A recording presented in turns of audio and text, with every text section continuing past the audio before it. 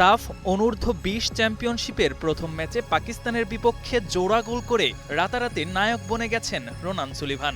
দেখে বোঝার উপায় নেই দেশের জার্সিতে এটি ছিল তার প্রথম ম্যাচ। দূরপাল্লার ফ্রিকিক থেকে গোল, এরপর মাথার আলতো ছোঁয়ায় বল জড়ান জালে। ম্যাচের একটা সময় পর্যন্ত ফিনিশিংয়ের অভাব ছিল চোখে পড়ার মতো। বারবার আক্রমণে গিয়েও পাওয়া হচ্ছিল না কাঙ্ক্ষিত সেই গোল। খালি হাতেই যেতে হয় মাঝ বিরতিতে। দ্বিতীয়ার্ধে যেন হঠাৎ দৃশ্যপটে হাজির রোনান সুলিভান। বাকি গল্পটা একাই লিখেছেন এই মার্কিন প্রবাসী ফুটবলার। প্রশ্ন হলো, শুরু থেকে কেন জ্বলে উঠতে পারেননি রোনান? উত্তরটা দিয়েছেন ক্রীড়া প্রতিমন্ত্রী আমিনুল হক। ম্যাচের পর এক ফেসবুক পোস্টে টিম গেম নিয়ে প্রশ্ন তুলেছেন। তিনি লিখেছেন, আমার মনে হয়েছে আজকের জয়ের নায়ক রোনানকে আরও সুযোগ করে দেয়া যেত, কিন্তু সেখানে টিম কম্বিনেশন ও কমিউনিকেশনের কিছুটা অভাব স্পষ্ট দেখা গিয়েছে। মাঠে সবাইকে একে অপরের উপর সমানভাবে আস্থা রেখে খেলতে হবে, সে স্থানীয় হোক কিংবা বংশোদ্ভূত খেলোয়াড়।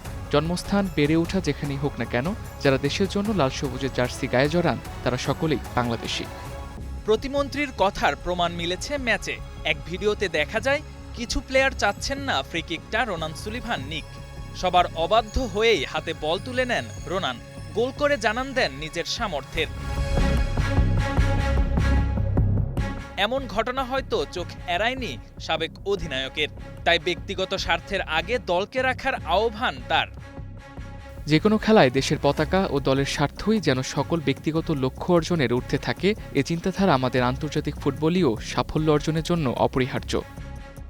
মাঠে যেন এ ধরনের ঘটনা আর না ঘটে, তাই ইতিমধ্যে বাফুফে প্রেসিডেন্টের সঙ্গে বিষয়টি আলোচনা করেছেন প্রতিমন্ত্রী। টিম ম্যানেজমেন্টের সঙ্গে বিষয়টি আলোচনার মাধ্যমে সমাধানের আশ্বাস দিয়েছেন বাফুফে প্রেসিডেন্ট। এমনটা হলে হয়তো ভারতের বিপক্ষে পরের ম্যাচেই দেখা যাবে ভিন্ন দৃশ্যপট।